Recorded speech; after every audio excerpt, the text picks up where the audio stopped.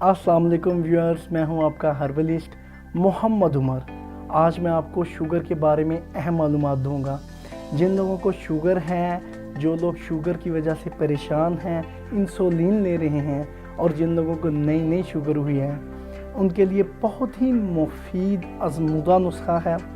आप इस नुस्खे को लें, इंशाअल्लाह ताला आपको बहुत ज़्यादा फ़ायदा होगा।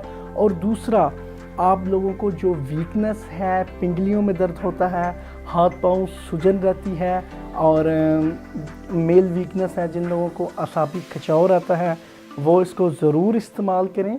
जिन लोगों को नई नई शुगर हुई है, अप्रोक्सीमेटली आप उसको 2 मंथ्स लें और इंशाअल्लाह ताला आपको दवाई की ज़रूरत नहीं पड़ेगी। और जिन लोगों को पुरानी शुगर है, वो इसको 6 मंथ तक लें, जो इंसुलिन वगैरह ले रहे हैं। बहुत ज़्यादा फ़ायदा होगा। बहुत ही आसान नुस्खा है।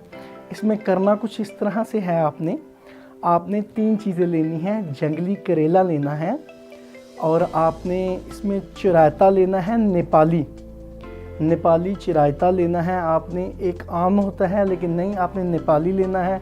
और इसके साथ आपने गुड़मार जड़ी बूटी लेनी है। इन तीनों चीज़ों को हम वज़न लेके आपने पीस लेना है। और सुबह निहार मुँह आपने इस तरह करना है कि 1 चम्मच या ले लें आप इसका, और इसको ऊपर से पानी पी लें। या आप रात को सोने से पहले आप मिट्टी का बर्तन लें, उसके अंदर 2 चम्मच डालें इस सफ़ूफ को, और तकरीबन 1 गिलास पानी में, और फिर आप इसको स्टेन कर लें, पुन लें, और निहार मुँह आप इसको पी लें। ठीक है। और इसी तरह से आपने रात को करना है।